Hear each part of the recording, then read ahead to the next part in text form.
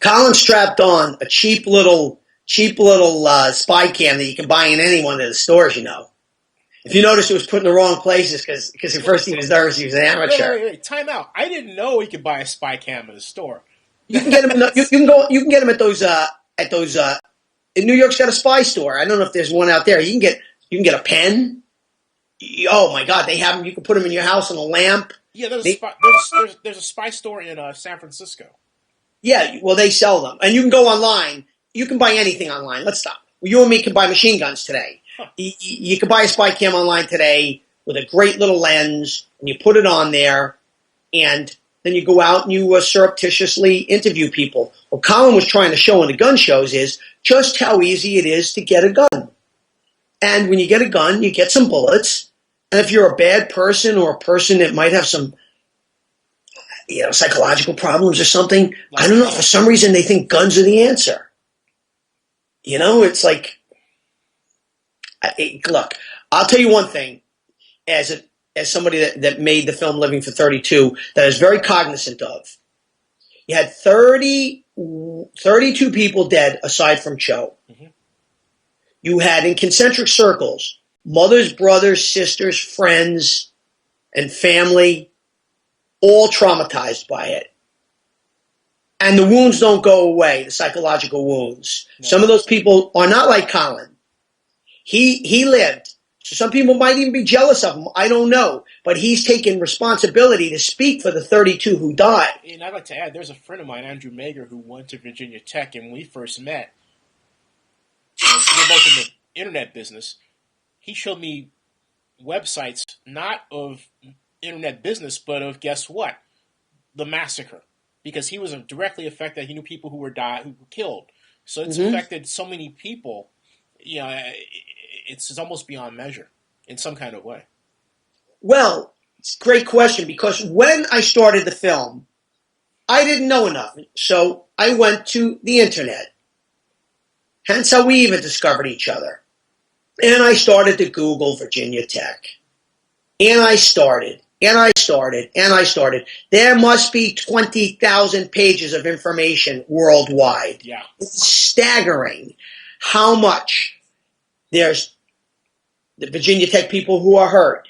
There's the gun proponents. There's the media angle. There's the judicial angle on it. There's the school angle on it. There's the friends and family angle on it. There's the international angle on it, how violent America is and how sick we are here with our guns. Mm-hmm. Then there's all the gun lobbyist angle on it. If you Google Virginia Tech, you Google Colin Goddard, you Google any of it, you could spend 2 years of your life in a room making notes and going over to the point where you'd lose your sanity. Yeah.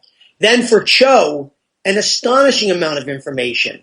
And I read as much as I could. And you know something? As much as I read, that's the tip of the iceberg. There was so much on one fella. I could only do so much. What did you learn about him? Because we talk about control of guns, but something is it seems like still not dealing with is a psychology of a person that chooses to do this.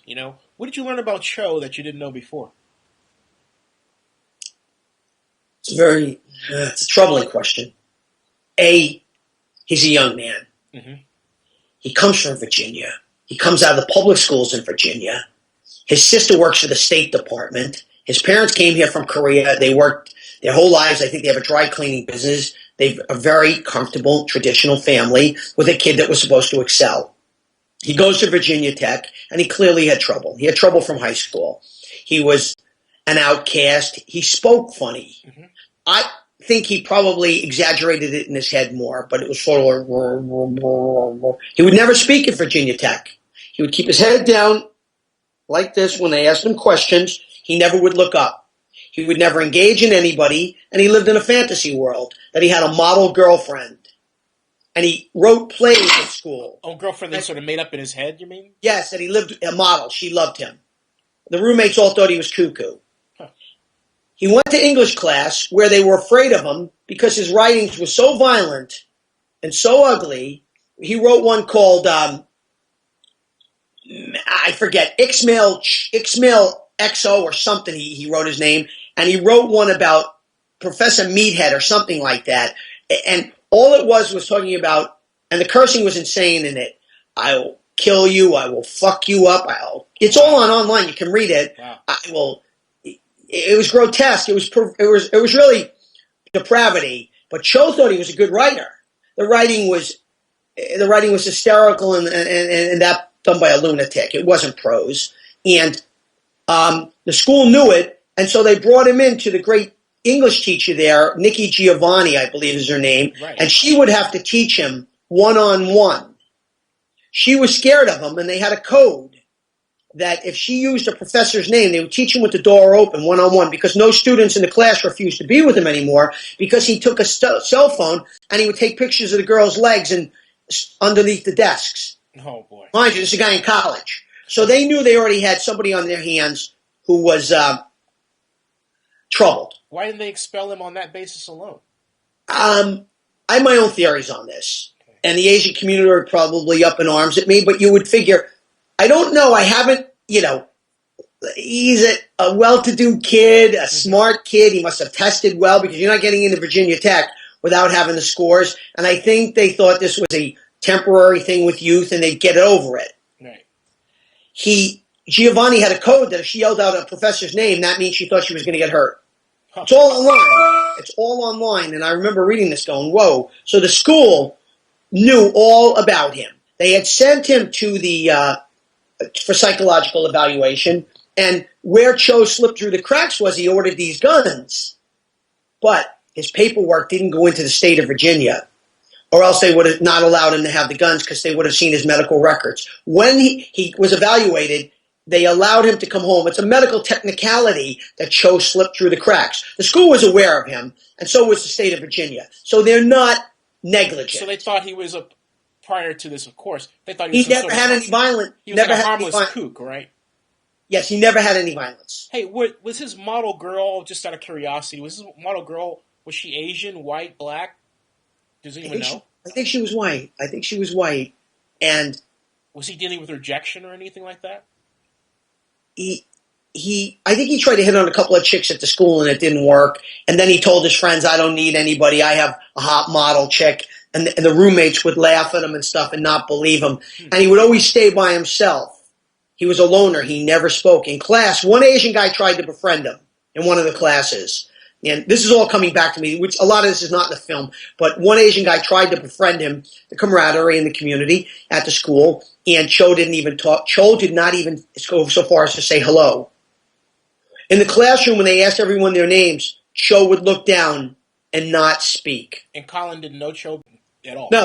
No. Ironically, one of the kids that was killed, Samaha, her name was, Riha Samaha, I believe her name was. Her brother is very big in the anti-gun advocacy now. Rima Samaha, Reema Samaha, a beautiful young woman. She was killed. She went to the same high school in Virginia as Cho.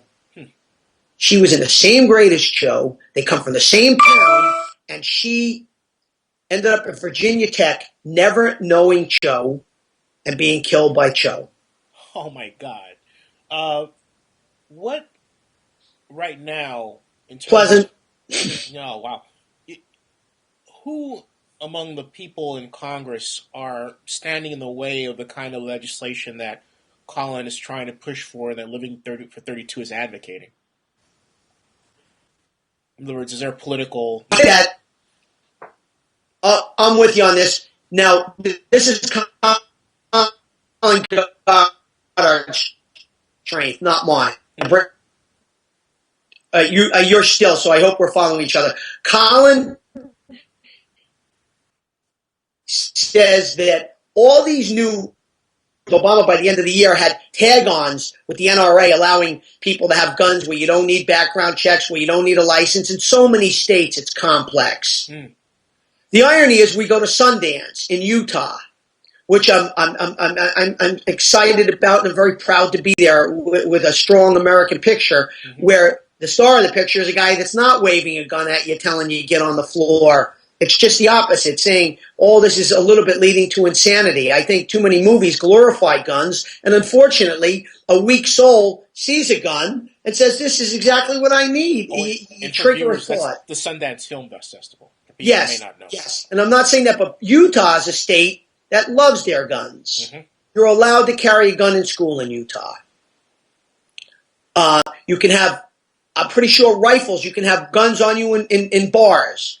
It's very, very selective how you need a license for a gun in Utah, a lot of southern states, a lot of states. Unfortunately, and I believe Virginia was one of them, but they've gotten much stricter. The NRA is a very powerful lobbying group. And this is not my strength, but I'm aware of it from Colin now. Mm-hmm. He's what's trying to say is just have sensible background checks. Right. And the ATF, the Alcohol, Tobacco, and Firearms now, has to, he's saying, be consistent in every state, saying all we need is a 48-hour window. That's what the Brady organization is saying. So if somebody's pissed, angry, out of their senses, they're not going to run out and be able to purchase a gun and then go use it violently against someone. It can save a lot of lives. You know, this year in America, 100,000 people going to be shot by guns. No, that's right. Yeah. I know there are laws on the books that I think the question is enforcement. Hey, let's turn to the movie itself. Sure. Talk to me about distribution. How has distribution gone? It's obviously been well received. And did you think, man, I'm going to have a problem with this material? This is going to be, difficult. Take us through that road. Well, Living for 32 started as a short film. Reason we said short film, documentary short film, was because you got to be rich to make a big documentary. You got to have a lot of money and a lot of time. The producer, Maria Cuomo Cole, had a good vision, introducing me to Colin Goddard, and let's make the film. Maria produced it carefully, and I worked my butt off to make it. We didn't know where we were going to go with it. We figured television because God knows we're trying to make a short film, maybe an hour, sell it to cable, something like that. During the course of doing it, we edited it, and we're looking at it, and we think it's a pretty solid little picture. Who knows? Let's send it to some film festivals and see how that works. And while you're at it, let's send it to the Academy of Motion Pictures and see what happens there.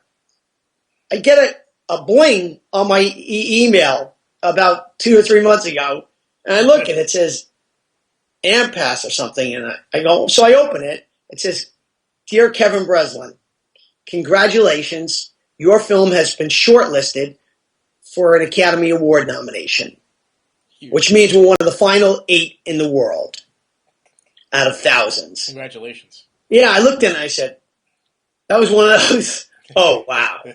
I don't care who you are. You get it. It stops you. A validation, if you will, for a story that's so brutal that you don't jump up and down. There's 32 dead. How much jumping up and down can you? It's not a champagne popper. It's just not. Right. You got 32 dead. You'd look like a buffoon in my book. Right. If I made a comedy, yeah. It's a modern tragedy, disaster, and horror story all rolled into one. I think people look at me like I was an imbecile, running around drinking coal once, saying, hey, look what happened. Great. And somebody might say, there's 32 dead. What kind of brains do you have? A little bit of fun's not bad. So then we kept sending it to festivals, and we get accepted in plenty of them, including Sundance. Sundance is monumental. I've never seen so many people jump up and down when they hear the word Sundance. Jesus, Christmas. They get a lot of juice, those guys. Yeah. Grandmothers know Sundance. It's just crazy. They all Sundance. They pat me on the back with Sundance. I'm thinking, geez, I like the Academy myself, but all right, Sundance. So it's there, and we're going to go there, and we find out when we're at Sundance if we go to the finals at the Academy nomination on January 25th. Right, that 5:30 that morning, I think. Yeah, you always woke up to that. At least as a guy in the business making these things, I wake up every year and I want to see who's up for what, and you watch it and you get excited and you say, good for that person. But I think inevitably, any filmmaker in any capacity would say, geez, you're thinking, I better take a shot or find a script or find a story. Because what are you in this business for? Right. What does this cry for a sequel? We're getting hit with a lot of offers. It's funny you say that. We got nice letters. It's just a hell of a feeling for any other filmmaker, I'll tell you what. Because most of the time the word's no. Real quick, no. or no thank you, and you feel like hollow and you feel empty and you feel lost, and we all know this. We all know the rest. You wake up every day playing with rejection. So when you get nice things, it's almost like, it makes for a moment you think, oh boy, thank God. Yeah. But affirmation, as I say. Yes, the valid something. It just it wipes away a lot of no's, if you know what I mean. So anyway, the networks are coming at us, a few of them. It's probably not sensible to say, but let's just say all these stable and big cable companies are coming at us. And they send you nice letters, email, how they find you. Tell every filmmaker out there, have your name have your name everywhere, put it up, put your email address, put your sister and mother's email address, because they find you. They find you. It's an amazing thing. I'm getting letters from people and going, Jesus, how did this guy get to me? So anyway, they find you and they make you an offer, or they say, let's talk and all that stuff. So yes, we're blessed that they're speaking with us, and we'll see what the heck happens. Maybe we'll end up on one of the prominent, so it can be seen, cable outlets. It's only an hour. We couldn't go an hour and 10, an hour and 20. We could. I have the material. We just didn't. We were afraid to say, I've only made short films before this, and they were on Oxygen. They were all over the place, but I made a couple of them. They all worked, but nothing was longer than an hour, under an hour, and that was my comfort zone. I'd like to try something now longer, but that was my comfort zone, especially because it was such a serious topic. I figured maybe less will be more. Interesting. Hey, curious. Just take your time. This is fun, actually. This is my first one. Yeah. This is my first one. I'm very happy to do it with you. Aside from talking to my friends on Skype and all that. Okay. What would a sequel focus on? Colin and his dad are blogging right now. Colin and Andy Goddard, you can go on that Brady site, they're blogging. It wouldn't be a sequel so much as what I may have to add for some of the cable people. See, I always thought I'd love to have spoken with Cho's sister, because Cho's family disowned him. His grandfather, I read somewhere, said when he dies, well, he's not taking the last name. He's ruined the family name in perpetuity. And I said to myself, oh, wow. I believe Cho's parents live in Washington with the shades down. They don't want to be seen or heard from anyone. Right. They made some cockamamie BBC documentary about Cho, and I thought it was in poor taste. Cho's sister went to Princeton, I believe, and works for the State Department. Hardly call him un-American, huh? No, his sister worked for the State Department, right. and she went to Princeton. Well, those are pretty good credentials by any stretch. I'll tell you why I asked, just to be transparent. There's a guy that I went to Cal with, and I'm not going to use his name. Where'd you go? Where'd you go? Cal State? Where'd you go? Oh, Berkeley for my master's in city planning. I went to undergraduate at Texas Arlington. And, but beautiful school, Berkeley. Oh, lovely. Hell, I'm on the alumni board for 8 years. I swear by Cal. We just need a better football team. At any rate. Yeah, I know. But this fellow, he was Korean, like Cho, short, maybe about 4'10", and he always hung around the frat guys. And I know this because I knew frat guys, white frat guys. Yeah. But they made fun of him all the time, and they had a nickname for him. And when I thought about Cho, I thought about this guy because they were both made fun of, it seemed, but he didn't come out with a mental illness. He came out as a Korean American, and I tried to talk to him about it at one point. He acknowledged, I think, when he was sober, that there were some things on his mind about that, but he was well adjusted. And I thought, this seems like the other story here is a kind of minority alienation that, at its extreme, leads to what Cho did, right? Because it's one thing to control guns and say we want to control guns, but then what about the environment that we have that's causing people to do this sort of thing? Some people who aren't there, you know what I mean? That seemed like the other movie that was there, I would just say. Well, don't think I didn't think that. Don't think I didn't think that. No, seriously. I alluded to it earlier. He's Korean-American in Virginia. Virginia Tech is an international school, though. See, the irony that bothered me about this at Virginia Tech, you couldn't claim that he was ostracized or racism, because that school's got some of the brightest minds from all over the world, hence doing my homework. I started looking where all the kids had come from, and young people where they'd come from. And I started realizing, wow, look at the death thing with all the kids that were killed. A lot of them weren't from America. They're from all over the place. And look at their last names. It wasn't Smith and Jones. Right. You know, I just said Rima Samaha. She was Lebanese. Mm-hmm. So there were a first generation, just like Cho. So Cho, that's kind of unfortunately a cop-out if Cho, in my opinion, used that. Mm-hmm. I think it began early in life when he was little and they didn't detect it, that maybe that happened, that alienation and or racism, or, quote the new big American word, the lexicon, bullying. Yeah. I've been bullied. You've been bullied. Everybody's been bullied. Yeah. Not probably bullied somebody. Everybody's been bullied. So I think it's part, unfortunately, of the conditioning of life. And then you learn how to make adjustments and move forward. I don't think Cho, as he got older, made adjustments. And I'm not sure that he had mental illness that went undetected. I believe he did. Now, this will be controversial because I'm sure there's people that say, meaning me, that I'm a wimp, that he was just a lowlife. They went and bought pistols because he strategically planned this. Mm-hmm. He knew how to order pistols online. He knew how to get them. Right. He knew how to make hollow point bullets. He knew how to chain a door. He knew everything to NBC, even though with a different name. Mm-hmm. I'm wondering, this is weird, how deranged you are, but yet you can do these things, chain the doors shut, then go upstairs and have 200 rounds, 300 rounds of ammo and start firing.